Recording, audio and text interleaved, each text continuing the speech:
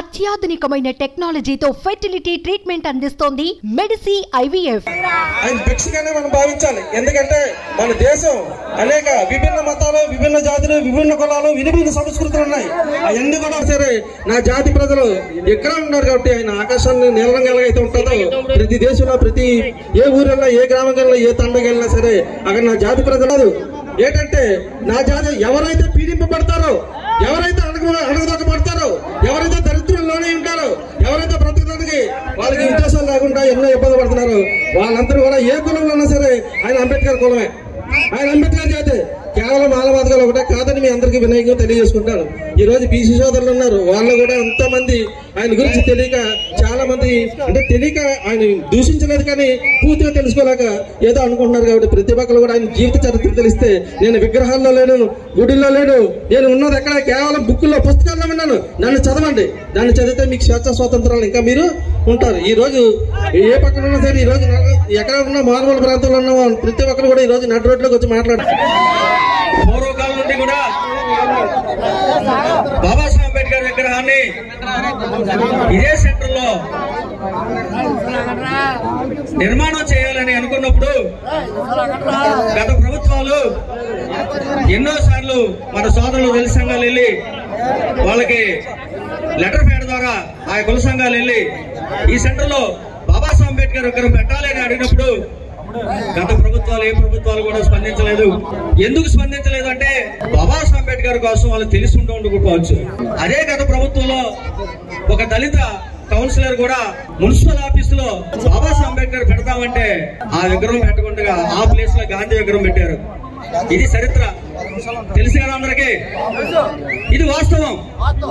ఎందుకంటే మన ఓటును మనం వాడుకొని గత ప్రభుత్వాలు మన బాబాసాహెబ్ అంబేద్కర్ పెట్టడానికి కూడా మున్సిపల్ ఆఫీస్ లో ఒప్పుకోలేదు. ఏంటి పరిస్థితి? ఈ సెంట్రల్ విగ్రహాన్ని అనుకున్నప్పుడు మరి దాడిశెట్టి రాజా గారికి మన అందరూ కూడా వినవించుకుంటే వెంట ఆమోదించి 5 లక్షల రూపాయలు అవుతున్న విగ్రహాన్ని సుమారుగా 15 లక్షల వరకు ఖర్చు పెట్టి మన ఆత్మ గౌరవాన్ని కాపాడారు. ఈ కాంస్య విగ్రహానికి సుమారుగా 15 లక్షలు ఖర్చు చేసి సొంత నిధులతోటి ఈ ఏర్పాటు చేయడం అందరికీ గర్వంగా ఉంది. ఎందుకంటే గత ప్రభుత్వాల్లో ఇంచుమించు చూసుకున్నట్లయితే కాంగ్రెస్ ప్రభుత్వం కానీ తెలుగుదేశం ప్రభుత్వంలో కానీ బాబాసాహెబ్ అంబేద్కర్ విగ్రహాలు పెట్టిన చరిత్ర లేదు. రాజశేఖర రెడ్డి విగ్రహం పెట్టాం, ఎన్టీ రామారావు విగ్రహం పెట్టాం, అంతే తప్ప కానీ బాబాసాహెబ్ అంబేద్కర్ పెట్టినటువంటి విగ్రహ చరిత్రకి దాడిశెట్టి రాజాకే చెందుతున్న ఆశిస్తున్నాను.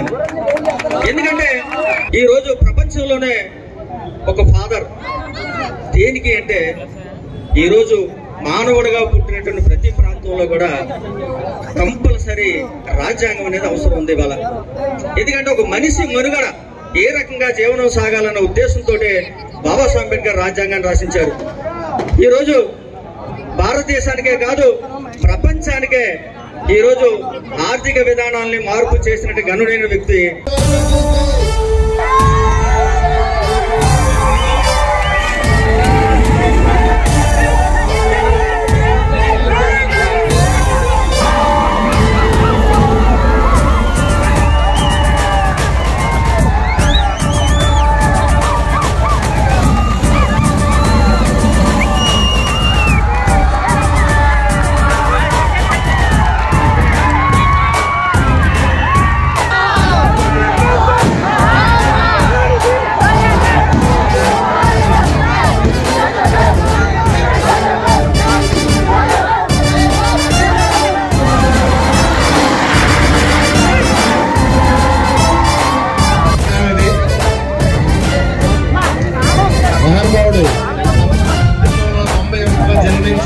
సందర్భంగా మన రాష్ట్రంలోనే ప్రపంచంలోనే అతిపెద్ద అంబేద్కర్ విగ్రహం విజయవాడలో ఏర్పాటు చేయడం జరిగింది.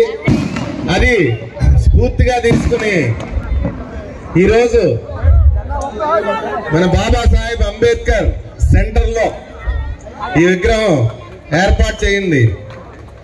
ఈ మహానుభావుడిని మనం స్మరించుకోవడం మన అదృష్టం కింద భావిస్తూ ఈ రాష్ట్రానికే కాదు ఈ దేశానికే మొట్టమొదటి న్యాయ శాఖ మంత్రిగా చేసి అంబేద్కర్ గారు మన గురించి మనం ఎట్లా నడుచుకోవాలనే దాని గురించి కొన్ని గైడ్ లైన్స్ రాజ్యాంగ రూపంలో పొందుపరిచి మన దేశాన్ని ఏకతాటిపై ఉంచిన ఘనత అంబేద్కర్ గారికే దక్కుతుంది. అంబేద్కర్ గారి రాజ్యాంగం లేకపోతే మన దేశం సుమారు 25-30 ముక్కల కింద అయిపోయి విచ్ఛిన్నం అయిపోయే పరిస్థితి వచ్చిన మన దేశానికి అంబేద్కర్ గారి రాజ్యాంగం వల్లే ఈ దేశం ఇలా వెలుగుతుందని తెలియజేసుకుంటూ ఈ మహానుభావుడు విగ్రహం ఆవిష్కరించడానికి నాకు అవకాశం ఇచ్చిన మీ అందరికీ కూడా 2 చేతులు జోడించి నమస్కారం తెలియజేసుకుంటూ తెలియజేస్తున్నాను. జై భీమ్, జై భీమ్, జై భీమ్.